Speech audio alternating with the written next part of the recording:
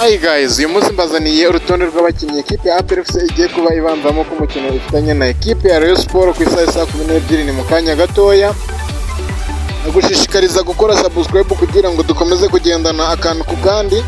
Kuri wa gatandatu tariki 7 Ukuboza 2024 hateganyijwe umukino w'amateka hagati y'abakeba umupira w'amaguru w'u Rwanda Rayon Sports ndetse na APR FC.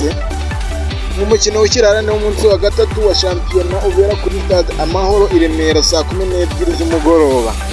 Kamemba kubise 11 ekipe ya APR FC igiye kubigiye banzamo bikomeza kugendana step by step. Uzamuko bisanzwe anayitwa Pavel Nzira, bamwita Claude, bamwita niyo mugabo Claude, bamwita Byiringiro Gilbert, Ajeje, bamwita Yunus, bamwita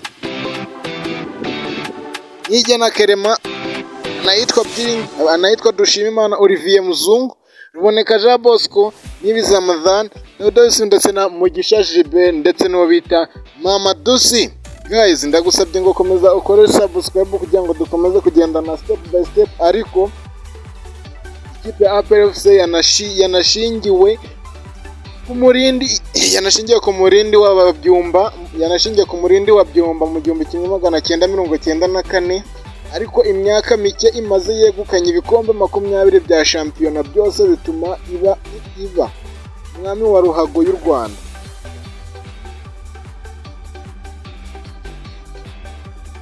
Byabyaye ubukeba bukomeye hagati yayo na Rayon Sports yikururiye mu bukombe no mu bikombe kuko yo ifate ibikombe bya shampiyona 9 byose.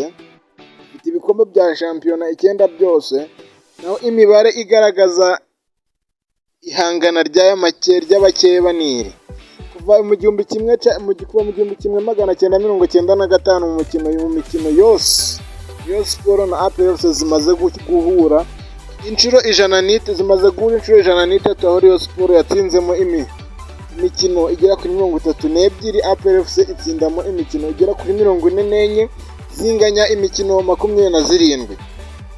Inshuro ebyiri uyu mukino uhuza ibigugu mu Rwanda warumbutsemo ibitego byinshi ni Rayon Sports yatahaga intsinzi kuko niyo yabashije kunyagira APR FC ibitego 5-2 mu 1996 n'1997 irayisubira.